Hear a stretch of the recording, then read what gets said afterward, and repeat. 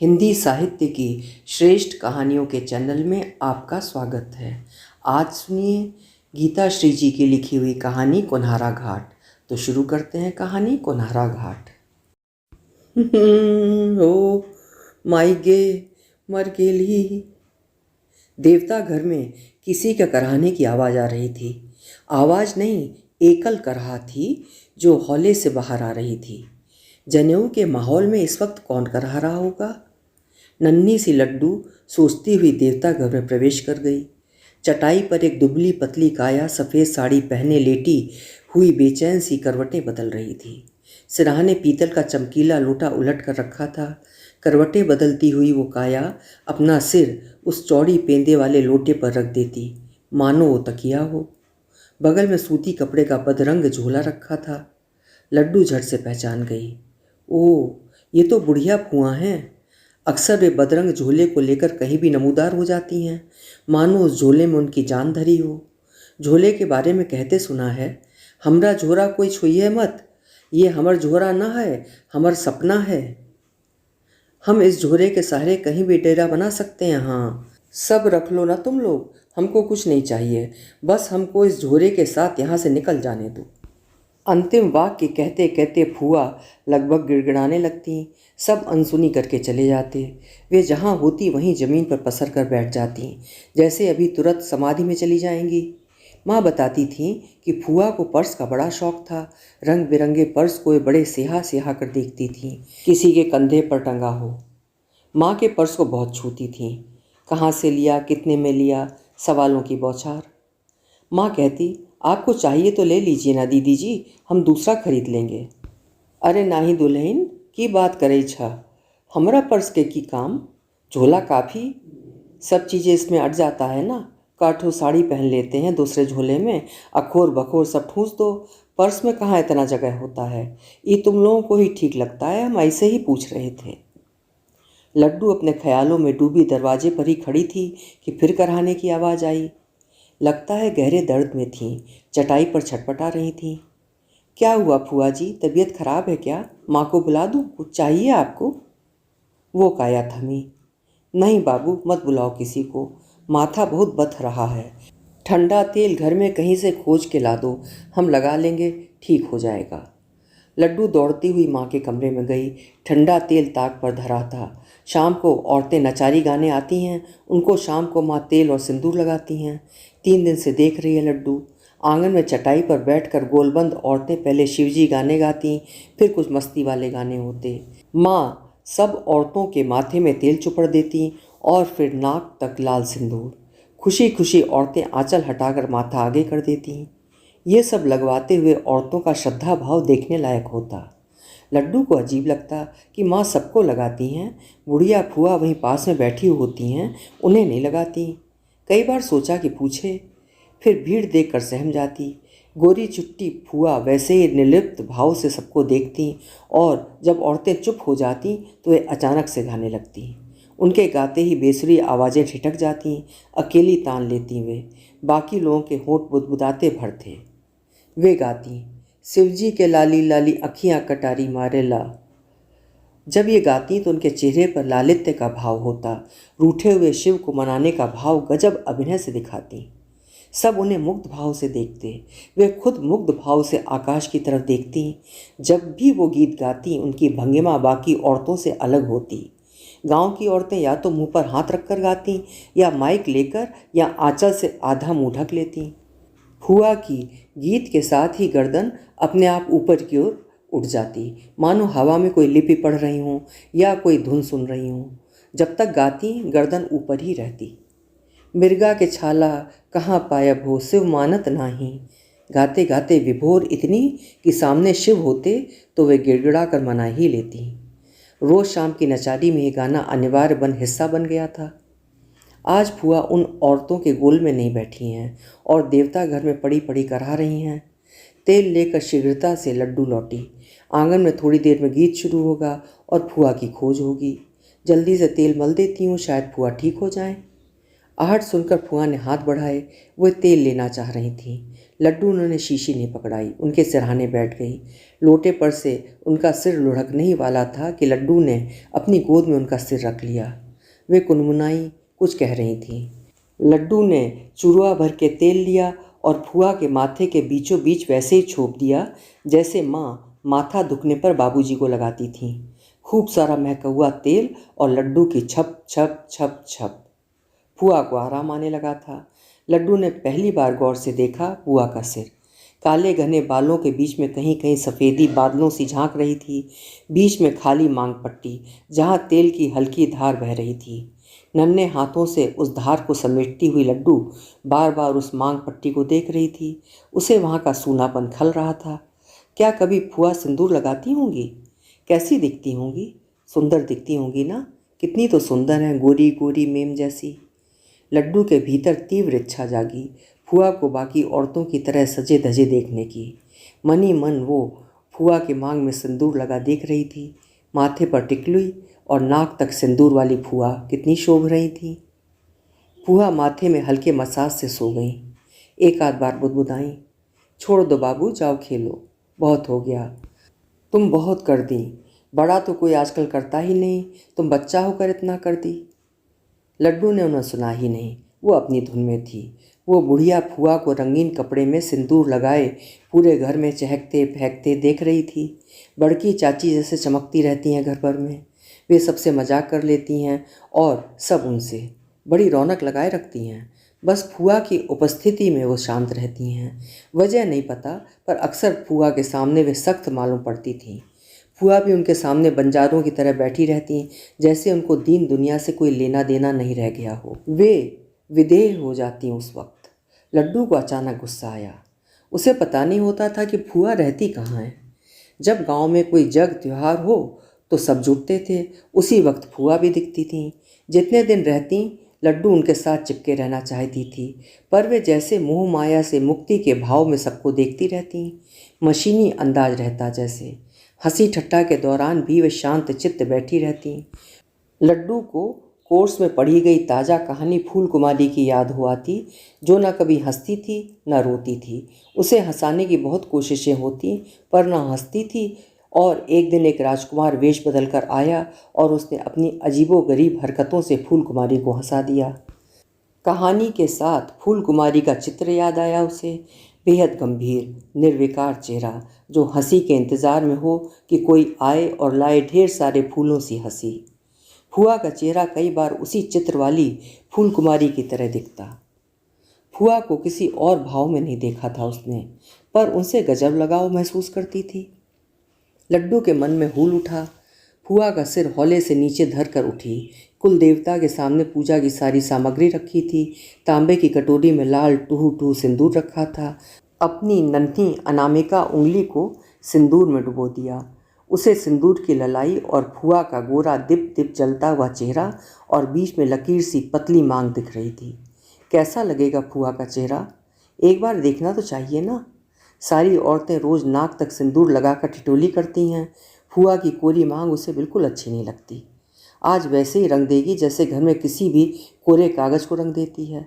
दिन भर घर में सादा पेपर तलाशती रहती है, ना मिले तो दीवारें हैं ना, जिस पर रंगीन स्केच से आरी तिरछी लाइनें खींचा करती है।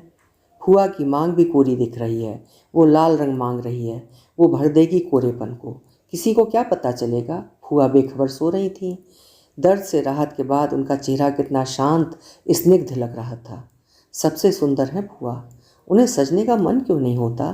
क्यों वे अलग थलग रहती हैं? माँ तो बिना सिंदूर लगाए खाना नहीं खाती, उनका रोज़ का नियम है। पतली लंबी सी कोई लकड़ी नुमा नुकीली चीज़ है जिससे सिंदूर लगाती हैं माँ। हाथ में लेकर कई बार उलट पुलट कर देखा। माँ ने झटक लिया, छूना मत, चुभ जाएगा। शाही का कांटा है बेटा, देखा नहीं ना कभी? एक जानवर होता है, उसकी देह पर बड़े बड़े कांटे होते हैं, वही कांटा है, सिंदूर लगाने के काम आता है, तेरे खेलने की चीज़ नहीं। कांटों भरा जानवर? बाल मन कौतूहल से भर उठा। ये कांटा फुआ के झोले में होगा या नहीं? नन्ही आंखों में सवालों के बुलबुले तैरने लगे। उसे लगा फुआ की देह में असंख्य कांटे उगाए हैं, शायद इसीलिए सब उनसे दूर रहते हैं। फुआ की पतली देह रेंगने लगी थी जमीन पर, कांटों से लदी देह। वो जंगल की तरफ जा रही थी। असंख्य आवाज़ें उन्हें बुला रही थीं। किसी आवाज़ को लड्डू नहीं पहचान पा रही है। उसने पलट कर सोती हुई फुआ को देखा। अब भी वो बेखबर सो रही थी। नहीं, फुआ की देह में कांटे तो नहीं उगे थे। उसने सुकून की सांस ली। फुआ के साथ सब कुछ ठीक तो है, फिर क्यों वे श्रृंगार नहीं करती? वो एक दिन पता करके रहेगी फुआ क्यों सिंदूर और कांटे से दूर रहती हैं। फुआ को क्या हुआ है? नन्ही उंगलियां आगे बढ़ीं। उसने सिंदूर की पतली लकीर मांग से लेकर नाक तक खींच दी। बाहर शोर उठ रहा था।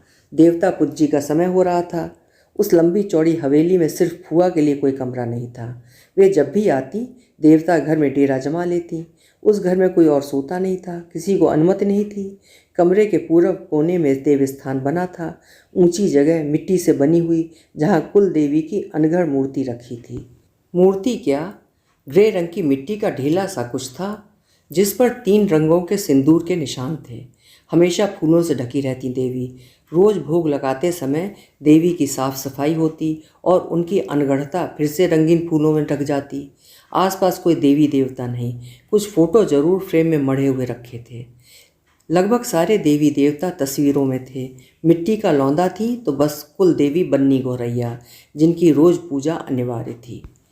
इतने सारे देवी देवताओं के होते हुए भी कुल देवी की उपस्थिति, उनका महत्व बुढ़िया फुआ को बहुत चकित करता।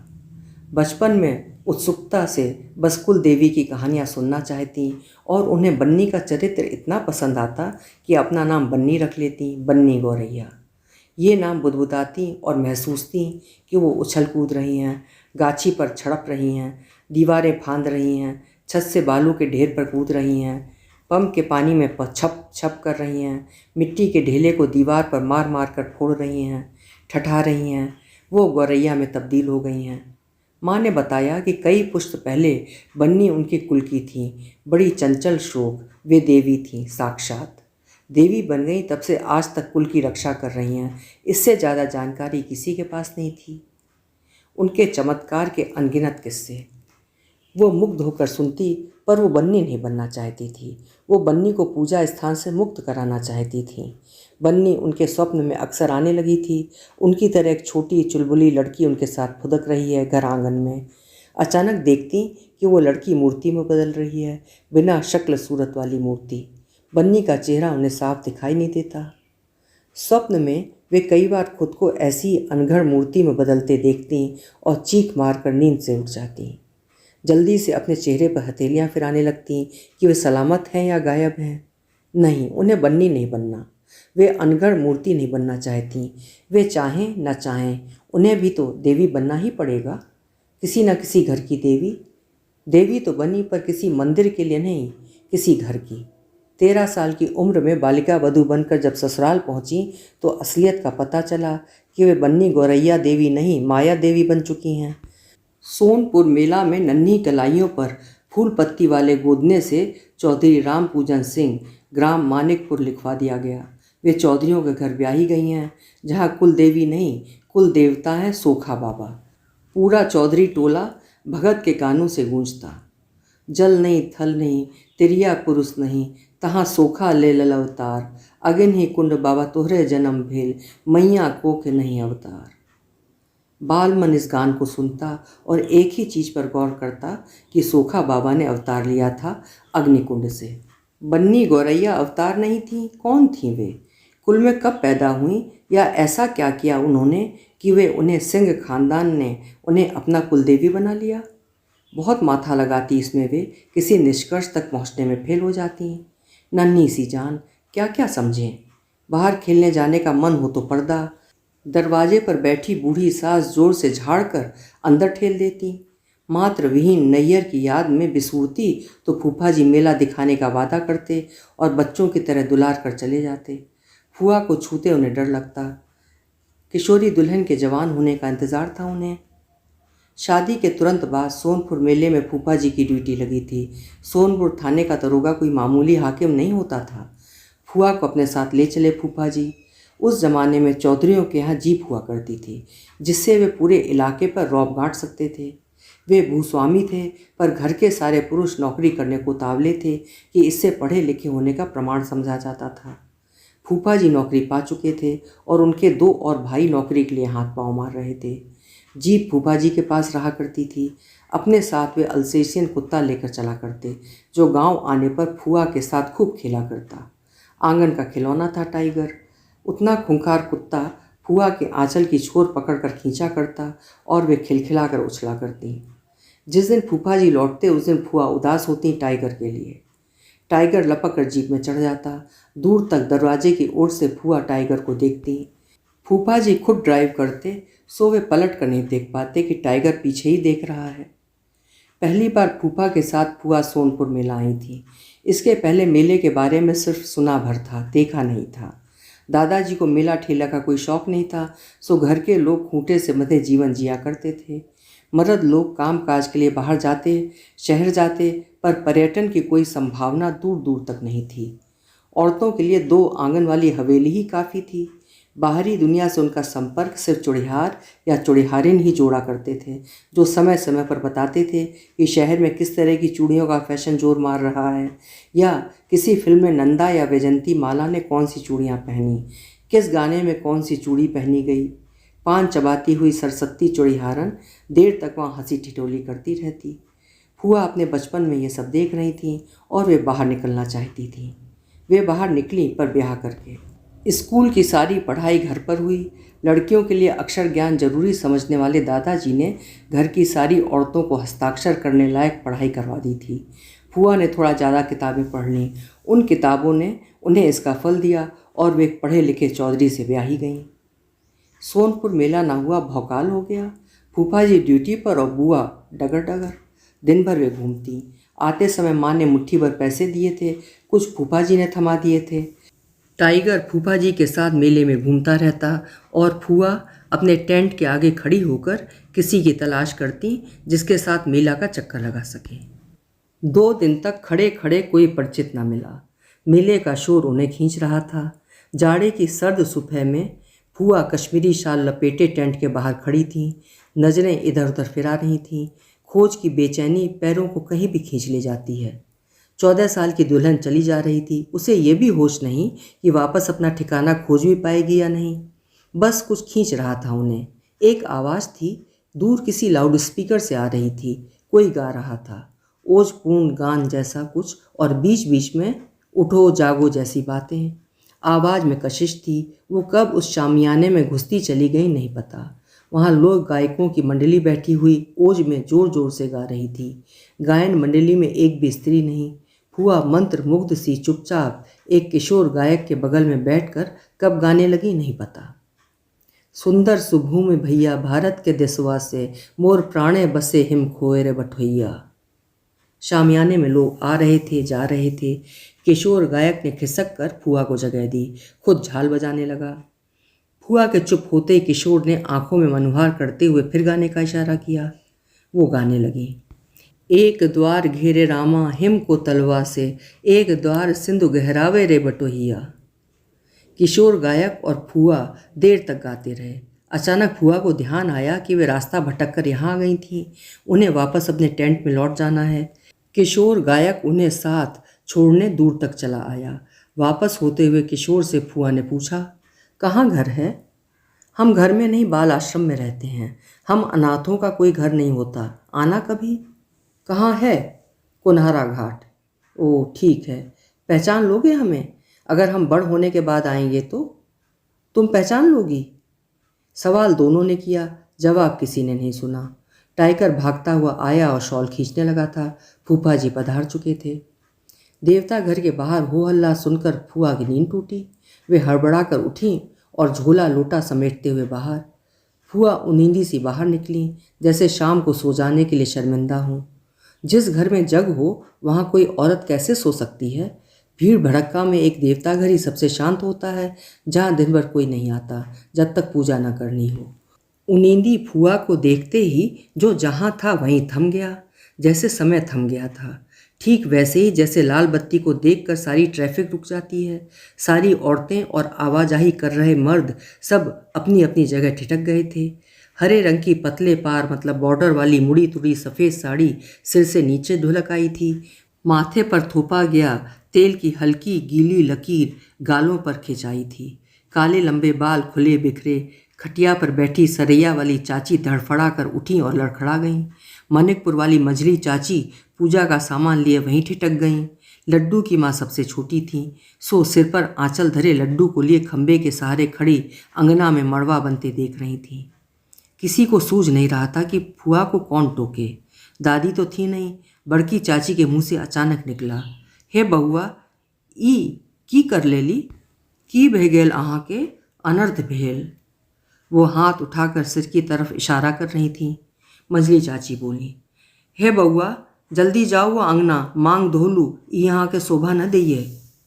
सबकी हालत देखकर और अब सुनकर फुआ को लगा कि कुछ अनर्थ हो गया है जो उनकी समझ के बाहर है।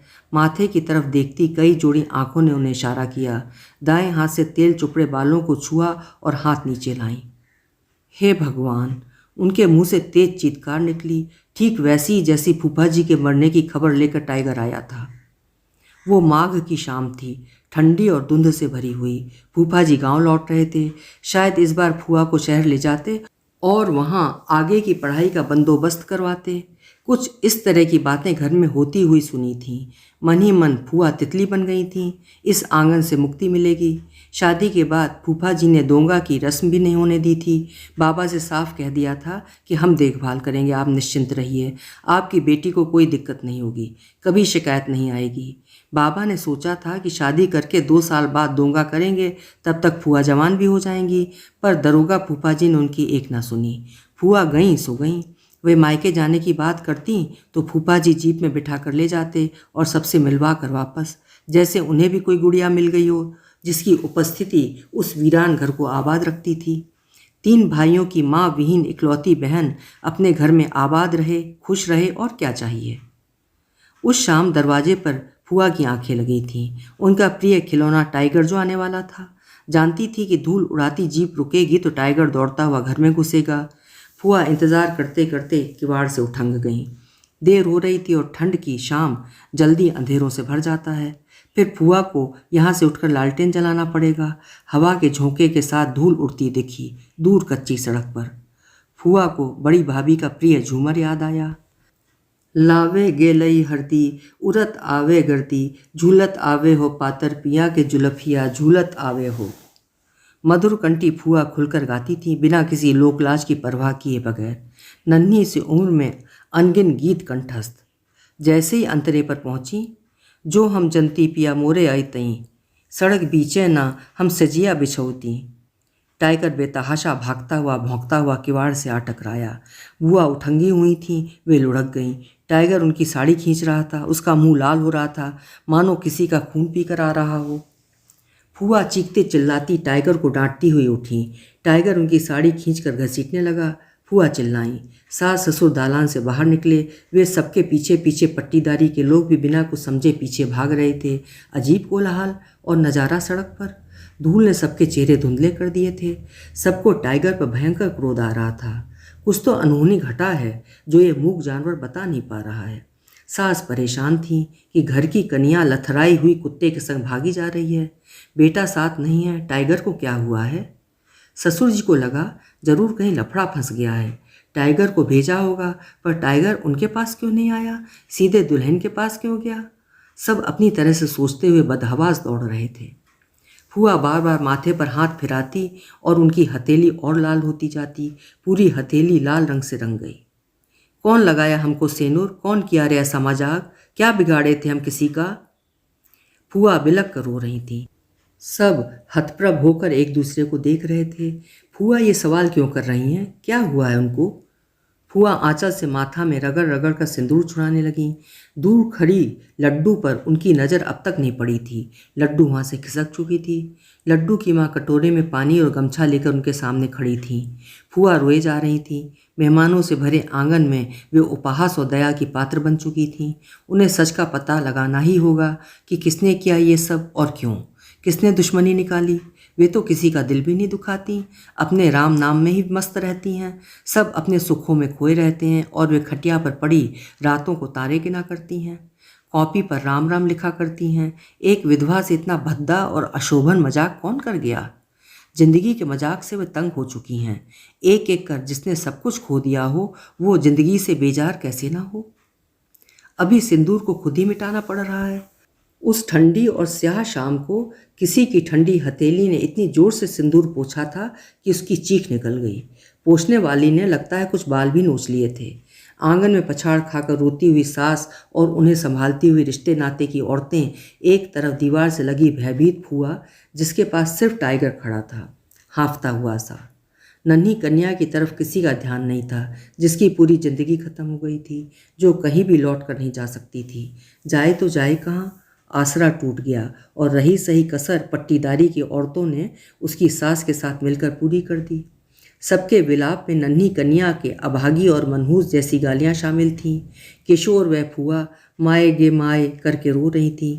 एक औरत ने उन्हें दुरदुरा दिया, अभियो माए गे कहले छ, सुहाग उजड़ गए लो, तोहर मालिक चल गए लो दुनिया से, करम फूटल लिखवा के लैले है।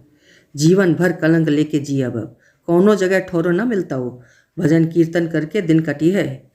फुआ को लग गया था कि अब वो बाबा के पास लौट जाएंगी। यहाँ कोई नहीं रखेगा उन्हें। अपने साथ टाइगर को भी ले जाएंगी क्या? उसे टाइगर की चिंता होने लगी थी। सबकी जुबान पर उसी की चर्चा थी और इस समय वो सबका चहेता बन गया था। टाइगर ने अपनी स्वामी भक्ति निभा दी थी।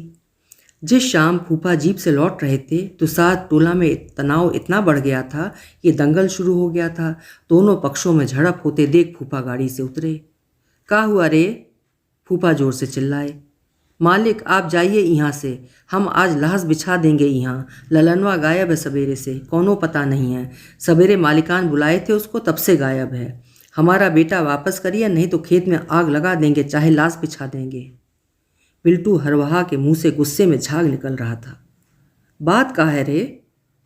चौधरी टोला का दबंग डब्बू सिंह अपने लठैतों के साथ वहाँ लाठी भांजता हुआ खड़ा था। रामेश्वर के लोग भी ईंट पत्थर फरसा लेकर तने हुए थे। मालिक, बिल्टू कुछ बोलना चाह रहा था। चुप साला, हम बताते हैं।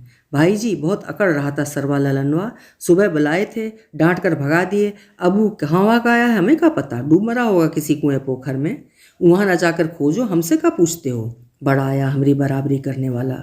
भूतनी के पूरा टोला ही फूंक देंगे। अपनी औकात भूल रहे हो का, मलेच्छ कहीं के। डब्बू सिंह की मूछें फड़क रही थीं। उम्र हो गई थी पर रुआब में कहीं कोई कमी नहीं थी। सामंत बोध से भरे हुए एक नंबर के अकड़ू जो जीवन भर जमीन बेचकर अय्याशी करता रहा, फूफा जी जानते थे उनके बारे में। वो गांव के इसी नरक से निकलने के लिए नौकरी ज्वाइन करने चले गए थे। यही डब्बू सिंह था जो उनका मजाक उड़ाता था। सिपाही बन गए हो भैया, हम तो अपनी रखवाली में सिपाही रखते हैं। फूफा हाथ जोड़कर कट लेते थे। वे जानते थे कि खानदानी अकड़ुओं का दुनिया में कोई इलाज नहीं। फूफा फिलहाल लड़ाई टलवाना चाहते थे। वे दोनों पक्षों से हाथ जोड़कर लड़ाई टालकर बातचीत से मामला सुलझाने का आग्रह कर रहे थे। हम झगड़ा फसाद नहीं चाहते, हमरा रास्ता रोककर काहे खड़ा हो गया? ई देखो, सरवा पूरी तैयारी से पूरा टोला ही उठा लाया है, इनको भगाओ पहले। सर सोलकन के दिमाग का इतना खराब हो गया है कि मलिकार का रास्ता रोककर खड़ा हो गया। रहना है कि नहीं रहे इस गाँव में, चल फूट यहाँ से। डब्बू सिंह की बात बीच में काटते हुए रमेशरा चिल्ला उठा, मालिक अपने बता दियो बिल्टुआ के बेटा कहाँ गलई, हम सब चल जाए भी यहाँ से, न बतायब तब मार के होके रहतई। सार कहीं के मारेगा कारे, औकात है तेरी, गांड में बहुत दम हो गया है रे। पलटनवा दे लाठी सरवा के कपार पर, दिमाग ठिकाने आ जाएगा। नहीं डब्बू सिंह मत करो ये सब। रे बिल्टुआ थाना जा, वहाँ नालिश कर, पुलिस के काम पुलिस को करे दे। आपस में उलझावे से क्या होगा? हमरा थाना में नहीं आता है, हम कुछ नहीं कर सकते, पर तेरे साथ चलकर दरोगा जी को बोल देंगे, बस ये लड़ना बंद कर। फूफा लगभग मनुहार कर रहे थे। दोनों तरफ 15-20 लोग थे। बिल्टुआ के साथ उनकी चीखती हुई औरतें भी थीं जो बार बार बोल रही थीं, अब की मर्दा मर्दी हो ही जाए, बहुत बर्दाश्त कर लिया जुल्म। तुम बीच से हट जाओ राम पूजन सिंह। मालिक अपने बीच में न पड़ू, जाओ घरे, हम आज फैसला करके जाएम। जहिया से हमार बेटा कलकत्ता से वापस आयल है, इनका सोहा न रहल रहे। ऊ खेत में काम न करे के चाही छई, ओकरा रोज बोला बोला के बेइज्जत करे छथिन। खेत देलन है, कर्जा थोड़े खाए हैं हम सब नहीं करेंगे इनके खेत में काम। रोज गाली और लाठी के मार न खाए। बिल्टुआ गला फाड़ रहा था। उसके माथे पर खून सवार था। वो किसी की सुनने वाला नहीं था। फूफा को लगा कि उनकी सुलह की कोशिशें बेकार हो रही हैं। दोनों पक्षों के अड़ियल रवैये ने माहौल को खूनी होने का संकेत दे दिया था। फूफा अब वहाँ से निकल जाना चाहते थे। टाइगर उन्हें खींचने लगा था। वे मुड़े कि दूर से कोई चीखती हुई आवाज़ सुनाई पड़ी। दौड़ो रे, ललनवा पोखरी के किनारे उल्टा पड़ा हुआ है रे, जल्दी चलो रे। बिल्टुआ का माथा सनक गया। फरसा उठाया और डब्बू सिंह की तरफ फेंका। डब्बू सिंह जीप से उछलकर फूफा से जा टकराए और फरसा फूफा की छाती में धंस गया। लाठियां बरज उठीं और दोनों पक्ष एक दूसरे पर टूट पड़े। फूफा की मर्मांतक चीख पूरे गांव में गूंज उठी और एक पल को सब थम गए। टाइगर तेजी से उछला और उससे पहले बिल्टू पर हमला बोला और फिर डब्बू सिंह की तरफ झपटा। चपेट में आया डब्बू सिंह का छोटा बहनोई छोटन सिंह। फूफा तड़प रहे थे, कटे पेड़ की तरह जमीन पर धराशायी। टाइगर का कहर जारी था। वो खूंखार हो चुका था। जिसे जिधर जगह मिली भागा या छिप गया।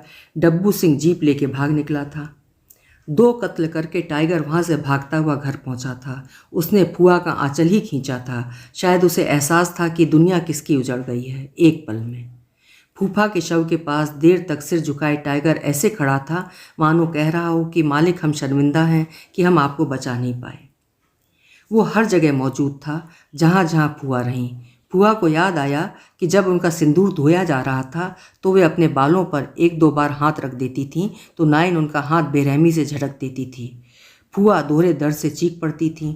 टाइगर दूर खड़ा गुर्राता रहता। उसे अच्छा नहीं लग रहा था। आज एक बार फिर से सिंदूर पोंछा जा रहा है। तब भी दूसरों की मर्जी थी।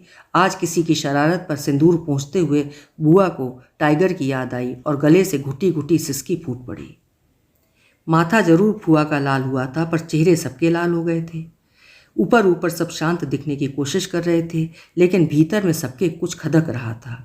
दालान में बाबा समेत तीनों चाचाओं की बैठक चल रही है। आंगन में फुआ ने ऐलान कर दिया कि वे अब इस घर में नहीं रहेंगी, चाहे कुछ हो जाए। यहाँ से कल चली जाएंगी। उन्हें किसी विधि विधान से मतलब नहीं। उन्हें किसी विवाह संस्कार से क्या लेना देना। जब उन्हें किसी रस्म रिवाज में हिस्सा नहीं लेना है, बस दूर से तमाशबीन बनकर देखना ही है। भीड़ भाड़ में अपने साथ हुई मजाक को सहन नहीं कर पा रही थीं। उनके ऐलान से 3 पट्टीदारों के इस आंगन में सनसनी फैल गई थी। सब जानते थे कि बाबा और उनके 3 बड़े भाई बुढ़िया फुआ को कभी न जाने देंगे। फुआ का ससुराल उनके पति के जाने के बाद ही खत्म हो गया था। बीमार ससुर ने सशर्त सारी संपत्ति फुआ के नाम कर दी और 3 साल के अंदर सास और ससुर दोनों बारी बारी से स्वर्ग सिधार गए। बेटे की मौत का गम इतना ज़्यादा था कि उससे ज़्यादा समय उनसे झेला नहीं गया। ससुर ने बेटे की मौत के बाद बालिका बहू को जाने नहीं दिया। बाबा लिवाने गए तो उन्होंने साफ मना कर दिया। फुआ बाबा के साथ नैहर लौटना चाहती थी पर सास ससुर के आगे किसी की एक न चली। वे बहू के सहारे बाकी जिंदगी काटना चाहते थे। उनके अलावा घर में 2 ही तो सदस्य बचे थे, बहू और टाइगर। दोनों बेटे की याद दिलाते थे। उस गमगीन घर में 3 साल फुआ ने रो रो के काटे। बाबा की बहुत मिन्नतों के बावजूद उन्हें जाने नहीं दिया गया। सास ससुर डरते थे कि कहीं बहू यहाँ से गई तो हाथ से ना निकल जाए। अपने बुढ़ापे का सहारा वे इतनी आसानी से छोड़ने को तैयार नहीं थे। उन 3 सालों ने बुआ को बच्चे से जवान और अल्हड़ से समझदार लड़की में बदल दिया था। सास ससुर के जाने के बाद जब वे नितांत अकेली रह गईं तब बाबा उन्हें जबरन ले गए। तब खुद उनका जाने का मन नहीं था पर अकेले उन्हें छोड़ना किसी को गवारा ना हुआ। बाबा ने सारे खेत बटैया पर दे दिए और सबसे छोटे चाचा मुखिया नियुक्त कर दिए गए जो है यहाँ आते जाते रहेंगे। बुआ इन सबसे विरक्त बेजार एक बक्सा और एक झोला लेकर नैहर आ गईं। वे असमय बूढ़ी बना दी गईं। बच्ची गई थी ससुराल, बूढ़ी होकर वहाँ से लौटी। बीच की उम्र वे जी ही नहीं पाई। जीती भी कैसे? नैहर में कुछ दिन तक तो सब ठीक चला। सबका व्यवहार सहानुभूति वाला था। सब आदर से पेश आते। फुआ से घर आंगन गूंजता रहता। फुआ अपने भजन कीर्तन में लगी रहती। यही काम ही बच गया था उनका। सादा जीवन और सादा भोजन। धीरे धीरे उन्होंने कमंडल पकड़ लिया। फुआ को साथ रखने को लेकर तीनों भाइयों में कुछ तनातनी भी अंदर अंदर शुरू हो चुकी थी। बाबा लाचार हो चुके थे। नैहर में आए 2 साल भी नहीं हुए थे कि एक दिन फुआ गायब हो गईं। एक भोर में उठी और गायब। हुआ ये कि फुआ को कार्तिक स्नान करने का फरमान जारी हुआ था। सो वे रोज मुंह अंधेरे भोर में उठकर दूसरे आंगन में कुएं के जगत पर खुले में नहाती। कुआं का पानी भपाता रहता। ठंडी हवा कटारी मारती, पर पानी सुसुम गुनगुना होता। भपाते हुए पानी से भरा पूरी डोल सिर पर उड़ेल कर फटाफट उसारे में भाग आती। देवता घर में देर तक भजन गाती, फिर वहीं चटाई पर लुढ़क जाती। छोटे चाचा ने एक आध बार खेतों का हिसाब देना चाहा तो फुआ ने जैसे कुछ सुना ही नहीं। वे अनठिया देती। वे पूरी तरह दुनियादारी से कट चुकी थीं। घर में जब जग त्योहार होता तो वे जरूर उत्साह में आ जाती। सुहागिनों की भीड़ से थोड़ी दूर बैठकर वे रोज शाम को नचारी गाने की रस्म पूरी करती। फुआ के गायब होने की खबर हवा में थी और हवा तेजी से फैल रही थी। जवान और मुस्मात अर्थात विधवा लड़की घर से भाग जाए तो घर की क्या हालत होती। गांव भर में मुंह दिखाने लायक नहीं रहते। बात छुपाने की रणनीति तैयार की गई और खोज में बड़के चाचा चले।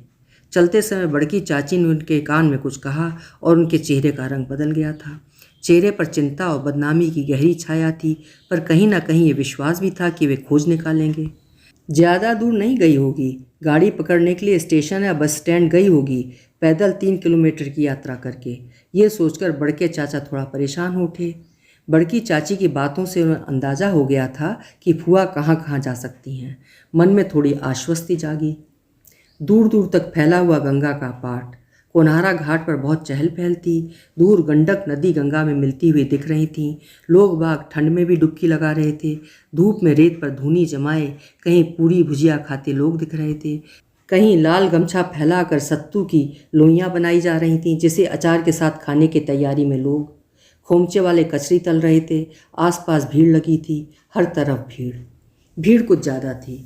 कार्तिक माह में भीड़ अपार होती है। कार्तिक में गंगा स्नान की अलग महत्ता होती है। गोरौल बस स्टैंड से बड़ी मुश्किल से टेम्पो में ठुसा कर बड़के चाचा हाजीपुर पहुंचे थे। गंगा स्नान करने और सोनपुर मेला में जाने वाले मेला घूमना और घुमनियों का पूरा हुजूम लदा हुआ था, अपनी अपनी पोटली लिए हुए। रंग बिरंगी फुदने वाली चोटी, उल्टे खुशी हुई रंगीन मोटी किल्पें, बड़े छाप वाली रंग बिरंगी साड़ियाँ और खिलखिलाती औरतें और बेचैन मर्दों की टोली जहाँ तहाँ फैली हुई थी। सड़क पर उतरकर गंगा घाट तक पैदल रास्ता तय करना पड़ता है। गंगा का पानी तो दूर है, पर बलुआही मिट्टी दूर तक फैली है। पैर धंस रहा था, चाल में तेजी थी। घाट तक पहुंचने का रास्ता नेपाली छावनी मंदिर से होकर जा रहा था। चाचा चुपचाप बिना मंदिर देखे निकल जाना चाहते थे। नज़र थी कि मंदिर की दीवारों की तरफ उठ जाती थी। कुछ लोग मंदिर के चारों तरफ अचरज से देख रहे थे। कुछ माएँ अपने बच्चों को वहाँ से दूर ले जाना चाह रही थीं। चाचा जानते थे कि फुआ यहाँ नहीं होंगी। फुआ क्या, उनके खानदान की किसी लड़की या कम उम्र बेटे को भी इस मंदिर की तरफ आने की इजाज़त नहीं थी। ये कोई पूजा की जगह भी नहीं थी। गंगा स्नान करने आने वाले लोग एक बार उत्सुकता बस नेपाली मंदिर को जरूर देखते। बड़का चाचा पहले भी कई बार देख चुके थे। दीवारों पर बनी कामुक मूर्तियों को देखते हुए वे पास से गुजर गए। हल्की स्मृति चेहरे पर आई। उपेक्षा में गर्दन झटका और तेजी से घाट की तरफ बढ़े। उस घाट की तरफ जो पुराणों में दर्ज है, जहाँ अदम्य संघर्ष, अथक प्रयास, अनूठी भक्ति और अविश्वसनीय हार जीत की कथा दर्ज है। वे ये भी जानते थे कि बिना ईश्वरीय मदद के न गज मतलब हाथी जीत सका था, न आज वे बुआ को बरामद कर पाएंगे। मन ही मन गंगा मैया का नाम ले रहे थे। वे रेत पर बैठे गंगा के पानी में डुबकी लगाते हर जवान और सफ़ेद औरत को देख रहे थे। फुआ नहीं थी उनमें। उनका ध्यान मंदिरों की तरफ गया। वे तेजी से गंगा किनारे स्थित गजग्राह मंदिर की तरफ बढ़े। मंदिर और गजग्राह की बड़ी सी मूर्ति के चारों तरफ देखा, सब अनजान चेहरे। वहाँ से निराश होकर वे दुर्गा मंदिर की तरफ चले। गीली रेत पर पांव धंस रहे थे, लगभग थकान हो रही थी। मन ही मन फुआ और बाबा दोनों को कोस रहे थे। चलते समय भी बाबा को खूब सुना आए थे, आप बेटी को सहका रहे हैं, सहक रही है, ज़्यादा ही छूट दे रहे हैं। कहते हैं कि गांव में मंदिर बनवा दीजिए, भजन कीर्तन करेगी, पर आप मेरी बात पर कान ही नहीं देते। घर में पाले हुए हैं जवान लड़की, कौन हर समय पहरा देगा। बाबा चुपचाप हुक्का गुड़गुड़ाते रहे। बेटों के आगे बोलती बंद हो गई थी। मन ही मन बेटी पर कुपित हो उठे। सोच में पड़ गए कि क्या परमानेंट इंतजाम किया जाए। मन ही मन सोच रहे थे, पर कुछ तय नहीं कर पा रहे थे। कोई भी फैसला वह अकेले नहीं कर सकते थे। तीनों बेटे की सहमत से ही फुआ की किस्मत का फैसला हो सकता था। बड़के चाचा दुर्गा मंदिर की सीढ़ियाँ चढ़ रहे थे। वे मंदिर को कोना कोना तलाश लेना चाहते थे। मन में निरंतर प्रार्थना चल रही थी, हे देवी मैया, आपकी शरण में ही मिल जाए। कितना दौड़ाओगी, मिल जाओ माया। मंदिर में दुर्गा चालीसा पढ़ती कई अकेली स्त्रियां दिखीं। कंठी माला धारण किए हुए स्त्रियां घर से ठुकराई हुई या घर छोड़कर निकली हुई। सबका आसरा इन दिनों यही मंदिर था। बड़के चाचा को मालूम था कि फूआ को पूजा पाठ में बहुत मन लगता है, सो यहीं होगी। चलते समय कान में चाची ने जो कहा वो उनको याद आया। सबको टटोलती हुई निगाहें अचानक स्थिर हो गईं। झट से मंदिर बाहर हुए और सड़क की तरफ भागे। उन्हें सोनपुर मेले में पहुंचना था जल्दी से जल्दी। यकीन था कि वहाँ फूआ मिलेंगी ही मिलेंगी। भीतर में मिलने की आश्वस्ति पनपी। मेले के शोर से उनका कान फटने लगा। लाउड स्पीकरों से आती तेज तेज आवाज़ें, भीड़ का शोर और पशुओं की गंध से उनका माथा घूमने लगा। गांव से कम ही निकलते थे। खेती बाड़ी की सारी जिम्मेदारी उन्हीं की थी। सारा जीवन गांव में ही रह गए। बचपन में मेला घूमे थे, उसकी स्मृतियां बची हुई थीं। भीड़ भाड़ से उन्हें घबराहट होती थी, सो वे कम ही हाट बाजार जाते। अब कि फंस गए तो आना पड़ा। घर की इज्जत का सवाल था। बेटे भतीजों में से किसी को भेजते तो बात फैल सकती थी। आजकल के लड़के पेट में बात कहाँ हजम कर पाते हैं, बक देंगे कहीं तो रही सही इज्जत भी मिट्टी में। सोच विचार में डूबे बड़का चच्चा उद्घोषणा सुनकर ठिठक गए। 2 रुपए में देखिए बिजली वाली लड़की, बिजली वाली, बल्ब छुआएंगे तो जल उठेगी, ट्यूब सटाएंगे तो उजाला, देखिए देखिए ईश्वर का चमत्कार। भारी भीड़, रोज 3 शो, आइए आइए। टिकट काउंटर पर लंबी लाइन और पांडाल के ऊपर एक लड़की की तस्वीर थी। चेहरा पूरा साफ नहीं था। चाचा ने गौर से चेहरा देखना चाहा। उचक उचक कर देखने की कोशिश करते पता नहीं क्यों उन्हें डाउट हुआ, कहीं माया यहाँ तो नहीं। नहीं, वो यहाँ कैसे? वो बिजली वाली लड़की? नहीं, कभी ऐसा देखा तो नहीं, सुना भी नहीं। होगा कुछ ठग्गू मामला। चल राम जतन सिंह, फूट लीजिए यहाँ से। आपकी उम्र नहीं रही ये सब देखने की। अपनी बहन यहाँ नहीं हो सकती। कुछ गड़बड़ मामला है यहाँ। हम तो सीधे वहीं चलते हैं जहाँ का नाम बड़की चाची ने कान में फुसफुसाया था। पूछते पाछते वे आखिर बड़े से पंडाल में घुस ही गए। वहाँ लोक गायकों की मंडली बैठी हुई थी, जहाँ कुछ लोग हारमोनियम, झाल, ढोल, मजीरा बजा रहे थे और एक आकर्षक जवान युवक और एक युवती वहाँ गाना गा रहे थे। पंडाल खचाखच भरा हुआ था। बड़के चाचा को समझ में नहीं आ रहा था कि उनकी बहन इतना अच्छा गाती कैसे हैं, वो भी सामाजिक जन जागरण के गाना। उन्हें याद आया कि कैसे बाबा भी आज़ादी आंदोलन के समय आज़ादी के गाने गाते फिरते थे। मंडली जमती थी और सारे नौजवान मिलकर अंग्रेज़ों को गाली देते हुए गाते थे, छोड़ हो लाट साहब मुर्देसवा के परान हो। उनके बाद अब ये उनकी बेटी, इसे घर पर कभी गाते तो सुना नहीं। वहाँ तो नचारी और झूमर गाने में माहिर मानी जाती है, यहाँ तो बड़का बड़का बोल गा रही है। जागे भाई जागे बहनी भोरवा की बेला अलई, उगलन सूरज देव छटल अनहरिया, दुखवा के बहलई बिहान हो। कुछ ऐसे ही संवेद स्वर उनके कान में पड़े। वो हैरान हुए। तीनों भाइयों ने कभी एक लाइन कुछ गलती से भी नहीं गाया था। भगत द्वारे पर आते, कुल देवता का गान करते, पैसा धान लेकर चले जाते। बाबा मजे लेकर उन्हें सुनते थे। तीनों भाइयों को कभी धैर्य से सुनते नहीं देखा गया। गाने के बोल सुनकर बड़का चाचा समझ गए कि कुछ समाज को जगाने टाइप गाया जा रहा है। उन्हें इस सब से कोई मतलब कहाँ, उन्हें तो बस फुआ को वहाँ से खींच कर घर ले जाना था। फुआ का बदला हुआ क्रांतिकारी रूप देखकर सारे पट्टीदार हैरान रह गए। जिसके मन में जो आ रहा था बके जा रहा था। बाबा कुछ न बोले। फुआ को देखा और मुंह फेर कर अंदर। मंझले चाचा ने दांत किटकिटा कर क्या क्या न कहा। छोटे चाचा आग्नेय नेत्रों से घूरे जा रहे थे। आंगन में फुआ के स्वागत की अलग तैयारी थी। औरतों के मुंह से तरह तरह के फूल झड़ने बाकी थे। फुआ जानती थीं कि उन्हें भूचाल का सामना करना पड़ेगा, सो उन्होंने अपनी आत्मा के कान और आंख दोनों बंद कर दिए। बंद करते करते आंगन की चाची के बोल जरूर कान में पड़ गए थे।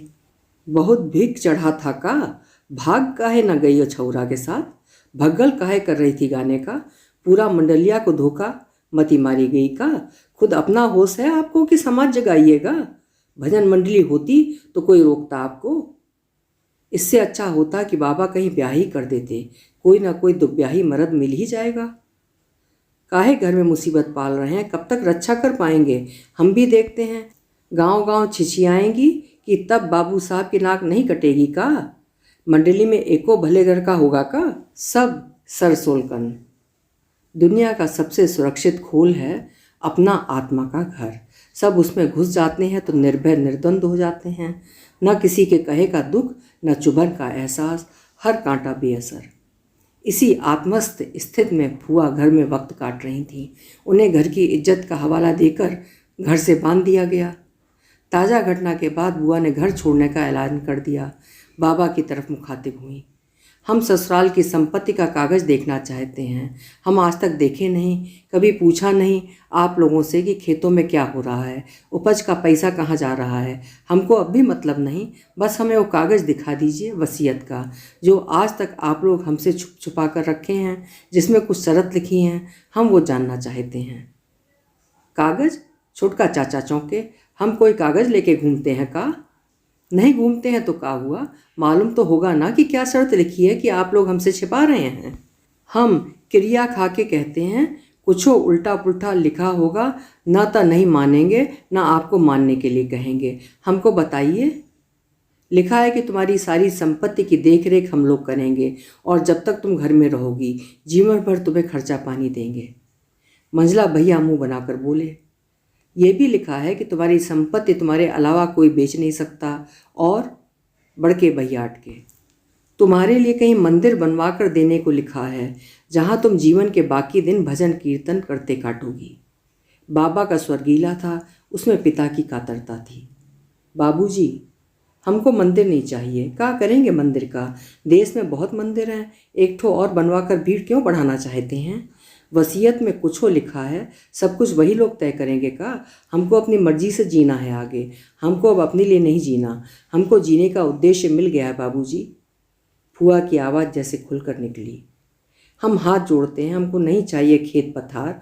हम क्या करेंगे ये सब लेकर? हमको मुक्त कर दीजिए। आप लोग हमसे मुक्त हो जाइए। हमसे अब घर में न रहा जाएगा। अब हमको बाकी ज़िंदगी अपने हिसाब से जीने दीजिए। कितना रोकिएगा हमको? फूआ ने हाथ जोड़ लिए। बाबा कांप रहे थे। मुझे बन्नी गौरैया देवी के नाम से किशोरी निकेतन बनवा कर दे दीजिए। हम वहाँ बाल विधवाओं को रखेंगे, पढ़ाएंगे, लिखाएंगे, लूर सिखाएंगे, किसी लायक बनाएंगे। आगे जिंदगी शुरू करना चाहें तो उसमें भी मदद करेंगे। सुन रहे हैं ना आप? फूआ की आवाज़ में इतनी दृढ़ता थी कि एक बारगी बाबा हिल गए। गुम्मा लड़की कब से इतना बोलने लगी? वे सोचकर भीतर ही भीतर हैरान और भयभीत हो उठे। बहुत कुछ कहना समझाना चाह रहे थे, अपने बेटों का मूड समझ गए थे। उन्हें चुनना था कि फैसला किसके हक में करें, किस्मत की मारी बेटी के पक्ष में या लोक लाज के पक्ष में। किधर जाएं? फूआ के चेहरे को ध्यान से देखा। वे लगातार टकटकी लगाए बाबा की तरफ देख रही थीं। उन आँखों में कई छायाएं थीं तैरती हुई। उनके भीतर कुछ अकस्मात विस्फोट सा हुआ हो, जैसे कोई द्रव सा बहता हुआ शिराओं में फैलने लगा था। वे ज़्यादा देर झेल नहीं सकते थे। कहाँ? बाबा की आवाज़ मुश्किल से निकली। कोन्हारा घाट। और कहाँ? अकेले कैसे करबे माया? बाबा की द्रवित और चिंतित आवाज़ सुनकर फूआ मुस्कुराई।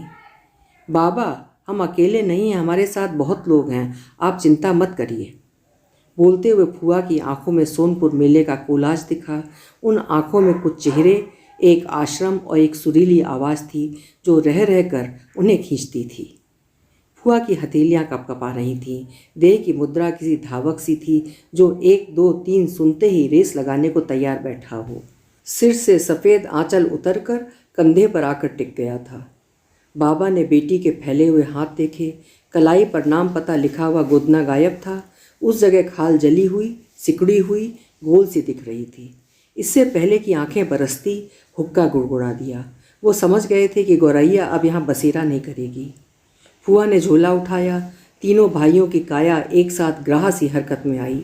फूआ उनकी ओर गज नेत्रों से देखती हुई दालान की सीढ़ियाँ उतर गईं। अभी आप सुन रहे थे गीता श्री जी की लिखी हुई एक बेहद मर्म स्पर्शी कहानी, कोन्हारा घाट। कल मिलेंगे फिर किसी उम्दा कहानी के साथ। आपका समय शुभ हो।